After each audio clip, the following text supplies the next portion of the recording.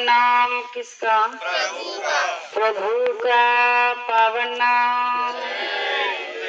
तो प्रेम से बोलिए जय गुरुदेव। सबसे पहले युग परिवर्तक परम संत बाबा जय गुरुदेव जी महाराज, इनके चरणों में अरबों खरबों प्रणाम। ईश्वर भगवान और उनकी दृश्य अदृश्य शक्तियों को भी कोटि कोटि प्रणाम। आदरणीय अन्ना जी और दादाजी, इनको भी मेरा प्रेम पूर्वक जय गुरुदेव।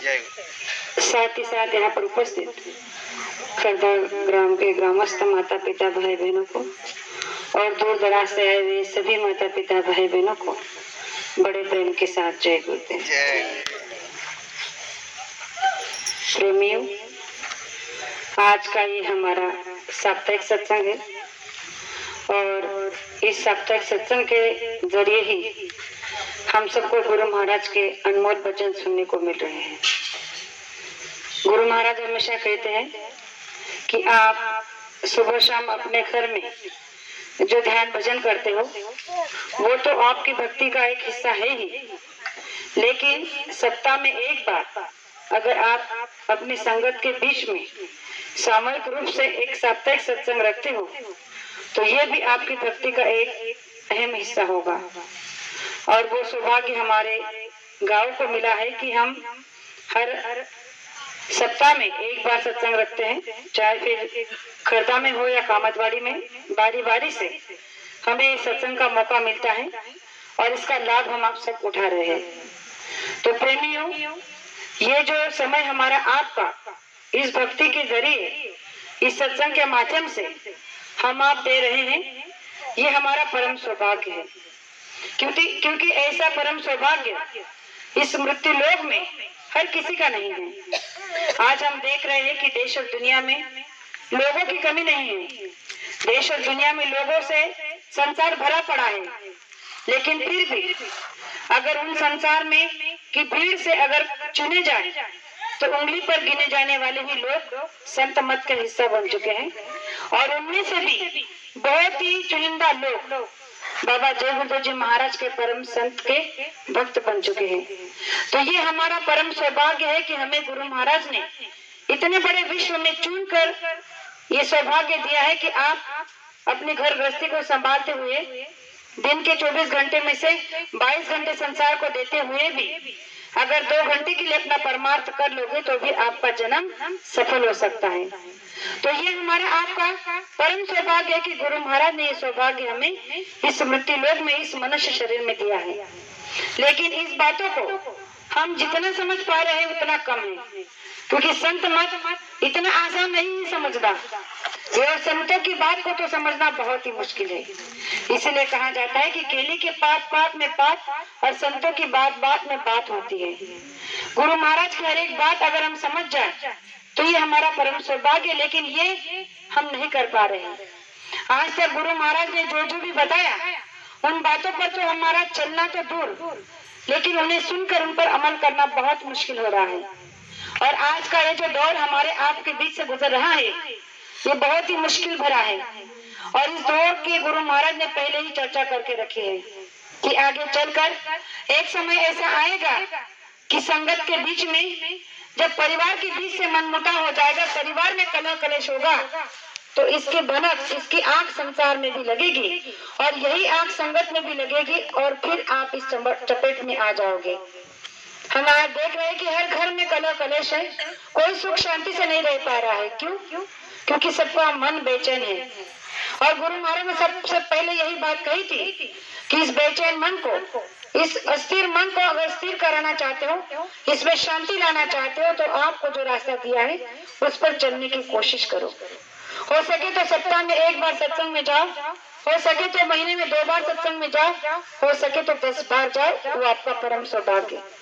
लेकिन अगर आपको सत्संग नहीं मिल रहा है तो कोई बात नहीं, कम से कम आप अपने घर में तो बैठकर ध्यान भजन करो, लेकिन ध्यान भजन भी करो तो सचेत होकर करो, केवल नाम पर नहीं। गुरु महाराज ने तो कह दिया कि आप नकल में भी करोगे तो भी आपका काम बन जाएगा, लेकिन प्रेमियों नकल में हमें आज तक कभी कुछ मिला ही नहीं है, तो भक्ति कहाँ से मिलेगी। इसके लिए आस्था का होना बहुत जरूरी है। जब तक हमारे अंदर आस्था नहीं होगी तब तक हमारे अंदर के विकार न जलेंगे, न मुरझाएंगे, न कम होंगे। इसलिए गुरु महाराज ने कहा कि इस आस्था के ही बल पर आप अपनी भक्ति को जीत सकते हैं। हमारे अंदर की बुराइयों को कम करने के लिए हमें सत्संग से जुड़े रहने की सख्त जरूरत है। संत महात्मा के वचनों को सुनने की सख्त जरूरत है। उस पर एक छोटा सा प्रमाण देना चाहती हूँ कि हमारी बुराइयां हमसे क्यों नहीं छूट रही है, हमारी आदतें हमसे क्यों नहीं छूट रही है। एक परिवार था और उस परिवार में दो बाप बेटे थे। उस बाप बेटे के बीच में जो बेटा था वो बड़ा नालायक था। बड़ी बुरी आदतों के, बड़ी संगतों के साथ बुरी आदतों को उसने पाल रखा था। और इस बात से उसके पिता जो थे, उसका बाप जो था, बड़ा परेशान था। दिन रात उसे समझाता था कि बेटा देखो, ये तुम्हारी बुरी आदतें जो है इन्हें छोड़ दो, ये आगे चलकर तुम्हें बहुत नुकसान देगी, इससे तुम्हें बड़ा नुकसान होगा, दुख होगा। इन आदतों को छोड़ दो, इन बुराइयों को छोड़ दो। लेकिन वो हर बार यही बात कहकर टाल देता था कि अभी मैं छोटा हूँ, और वैसे भी मेरी आदतें कौन सी बड़ी है बुरी, वैसे मेरी आदतें कौन सी बड़ी है, छोटी छोटी तो आदतें हैं, छूट जाएंगी। और यही हर बात को बताकर टाल देता था। लेकिन जो बाप था बड़ा परेशान और विवश हो जाता था कि आखिर मैं करूँ तो क्या करूँ। ऐसे कुछ दिन बीत रहे थे कि एक दिन अचानक पता चला कि गांव में लोगों ने बात करना शुरू किया कि गांव के बाहर नदी किनारे एक महात्मा आए हैं जो बहुत ही ज्ञान का सत्संग देते हैं, और लोगों की बड़ी भीड़ है उनके पास। लोग अपना दुख दर्द उन्हें बताने के लिए जा रहे हैं और उनसे मदद भी मिल रही है। अब इस बेचारे को लगा कि चलो कोई तो सही, मेरा बेटा इसके वचनों से सुधर जाए, कोई तो होगा जो मेरे बेटे को सुधार सके। और इस आशा को लेकर वो उस महात्मा के पास गया और कहने लगा कि महात्मा जी, मैं बड़ी आशा से आपके पास आया हूँ, बड़ी उम्मीदें हैं मुझे। महात्मा ने कहा कि क्या बात है। तो उस पिता ने कहा कि मेरा बेटा किसी की नहीं सुनता, संगतों के कारण बुरी आदतों की लत लग गई है, बिगड़ चुका है। और जब भी उसे छोड़ने के लिए कहता हूँ तो कहता है कि कौन सी बड़ी बुरी आदतें हैं, मुझे छोटी छोटी तो है, छूट जाएगी। मैं बड़ा परेशान हो गया हूँ, पता नहीं क्या करूँ। उस महात्मा ने उसकी सारी बात सुन ली और उसे कहा कि कोई बात नहीं, कल उसे बगीचे में लेके आना, मैं तुम्हें वहीं मिलूंगा। घर जाने के बाद जब सुबह हुई तो उस बाप ने अपने बेटे से कहा कि चलो मैं तुम्हें किसी से मिलाने के लिए ले जा रहा हूँ। उसे कहा कि ठीक है चलो। जब दोनों गए बगीचे में तो महात्मा जी वहाँ पहले से ही हाजिर थे। तो उन्होंने कहा कि ठीक है, आ गए। तो उसने कहा कि आप यही रुको, हम दोनों जरा सैर सपाटा करके आते हैं। और उस लड़के को कहा कि चलो मेरे साथ कुछ कदम चल सकते हो। उसने कहा कि क्यों नहीं, चलो मैं तुम्हारे साथ चलने को तैयार हूँ। और दोनों यानी कि वो लड़का और महात्मा उस बगीचे के सैर सपाटे के लिए निकले और चल रहे थे, बातें कर रहे थे। तो चलते चलते कुछ दूर जाने पर एक छोटा सा नन्हा सा पौधा उन्हें दिखा। तो उस महात्मा ने उस लड़के से कहा कि बेटा क्या मेरा एक काम करोगे। उसने कहा कि हाँ जरूर, क्या तुम इस पौधे को उखाड़ सकते हो। उसे कहा कि अरे क्यों नहीं, मैं बड़े खुशी के साथ इसे उखाड़ देता हूँ। देखो अब छोटा सा पौधा था, उसे बड़ी आसानी से और खुशी से उसे उखाड़ कर उनके हाथ में दे दिया कि कहा देखो ये मैंने तुरंत उखाड़ कर दे दिया। महात्मा ने कहा कि बड़ा अच्छा किया। फिर कहने लगे कि चलो और आगे चलते हैं। थोड़ी दूर आगे गए, एक उससे भी थोड़ा बड़ा पौधा उन्हें मिला। फिर उस महात्मा ने कहा कि बेटा क्या इसे भी तुम उखाड़ सकते हो। उसे कहा कि अरे हाँ थोड़ा बड़ा है, लेकिन क्या हुआ, मैं उखाड़ लूंगा। उस पौधे को उखाड़ने के लिए उसे थोड़ी तकलीफ हुई क्योंकि वो थोड़ा बड़ा था, उसकी जड़ें थोड़ी अंदर मजबूत हो गई थी। तो उसने बड़ा प्रयास किया, लेकिन उसे उखाड़ कर उनके हाथ में दिया, कहा कि लो इसे मैंने उखाड़ दिया। फिर आगे चले। फिर आगे चलने के बाद फिर उनकी बातें होती रही। अब एक बड़ा पेड़ था, पौधा नहीं पेड़ बन चुका था थोड़ा सा, उसके पास पहुंचे। अब महात्मा ने कहा कि बेटा क्या तुम इसे उखाड़ सकते हो, मुझे इसकी जरूरत है। उसने कहा कि ठीक है कोई बात नहीं, मैं कोशिश करता हूँ। अब उस लड़के ने अपनी जी जान लगा दी और उस पेड़ को उखाड़ने लगा, लेकिन वो पेड़ है कि तस से नस नहीं हो रहा है। वो पसीना पसीना हो गया, उसे उखाड़ने में पूरी ताकत पूरी कोशिश कर रहा है, लेकिन पेड़ वहां से ना हिलने का नाम ले रहा है, ना ही उसकी जड़ें वहां से निकल रही है। बहुत कोशिश की लेकिन असफल रहा। फिर कहने लगा कि महात्मा जी मुझे माफ कीजिए, ये मुझसे उखड़ नहीं रहा है। तो महात्मा ने कहा कि कोई बात नहीं, चलो चलते हैं। जब आगे चले, एक जगह जा पर दोनों बैठे, एक जगह पर जब दोनों जाकर वहां बैठे तो महात्मा ने उससे कहा कि बेटा तुमने इससे कुछ सीखा? उसने कहा कि सीखने जैसे क्या बात थी? तो उस महात्मा ने कहा कि बिल्कुल सही कहा, बात तुम्हारी समझ में नहीं आई होगी, लेकिन मैं तुम्हें समझाने की कोशिश करता हूँ। जैसे तुम अपने पिता से कह रहे थे ना कि ऐसी मेरी कौन सी बड़ी बुरी बुरी आदतें हैं, छोटी छोटी तो है, छूट जाएगी। आज तुमने जो सबक सीखा उसमें से तुम्हारा पहला सेंटेंस ये था कि जब मैंने तुम्हें पहला पौधा उखाड़ने के लिए कहा तो तुमने क्या किया? बोले मैंने आसानी से उखाड़ कर उसे फेंक दिया क्योंकि वो छोटा था। उसे उखाड़ने में मुझे बल की या शक्ति की जरूरत नहीं पड़ी, इसीलिए वो उखड़ गया। दूसरा उसे थोड़ा बड़ा था, इसलिए उसे भी उखाड़ने में थोड़ी तकलीफ हुई, लेकिन फिर भी मैंने उसे उखाड़ कर फेंक दिया। लेकिन तीसरा पौधा नहीं, पेड़ बन चुका था, और उस पेड़ को तुम अपनी ताकत लगाकर भी उखाड़ नहीं पाए क्योंकि वो बहुत बड़ा पेड़ बन चुका था।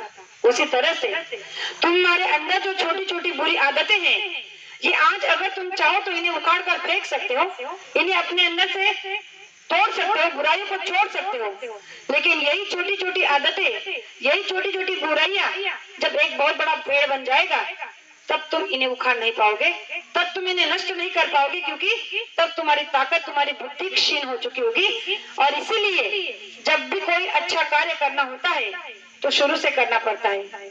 जिस तरह से आज तुमने इस पेड़ को उखाड़ने के लिए अपनी ताकत लगा दी लेकिन इसे उखाड़ नहीं पाए, और उस पौधे को उखाड़ने के लिए तुम्हें किसी ताकत की जरूरत नहीं पड़ी, उसी तरह बुराइयों को छोड़ने के लिए, जब बड़ी बुराई को छोड़ने के लिए तुम अपनी आयु लगा दोगे तब भी उन बुराई को छोड़ नहीं पाओगे, क्योंकि वो तुम पर हावी हो चुकी होगी।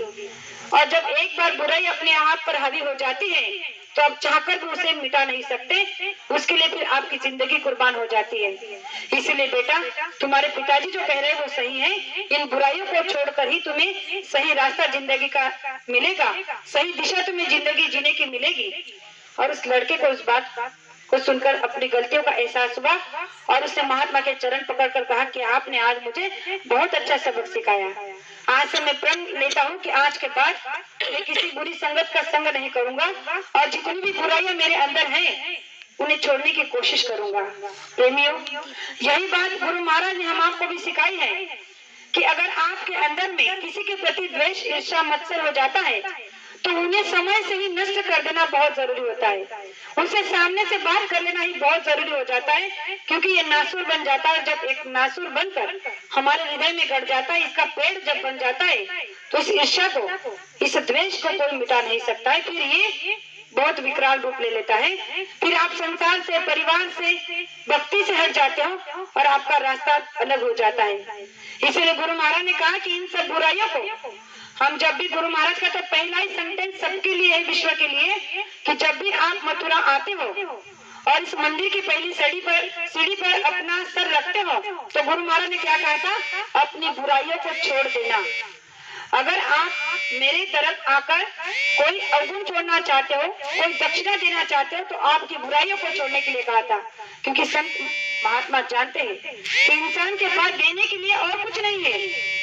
बुराइयों का भंडार तो इसे भर के रखा है, इसीलिए ये बुराइयां अगर नहीं छोड़ेगा तो अच्छा इंसान, अच्छा आदमी कब बनेगा।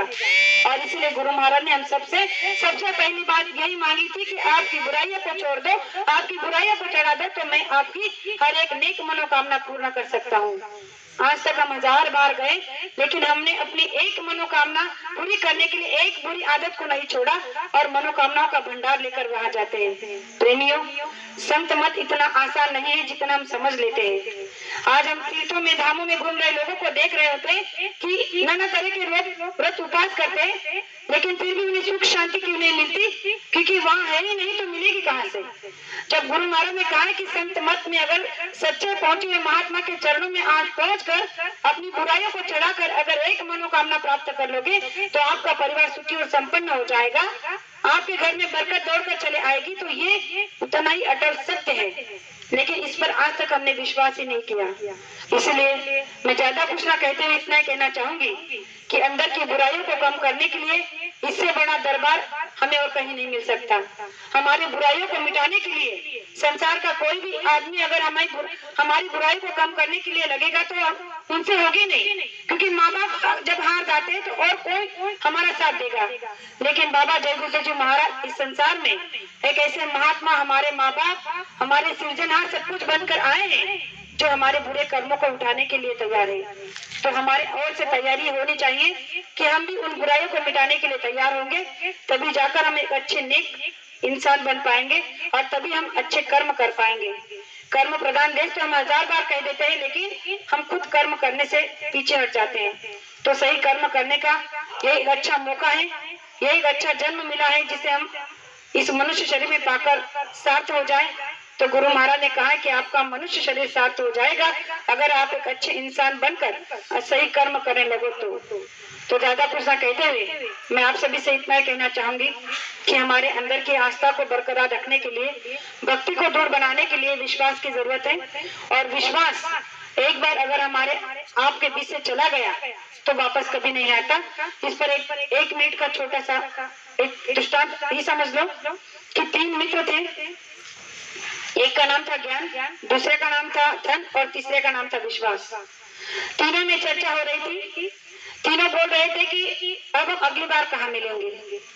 तो ज्ञान ने कहा कि मैं तो रोज मिलूंगा मंदिर में, विद्यालय में, क्योंकि ज्ञान की सबको वही जरूरत है।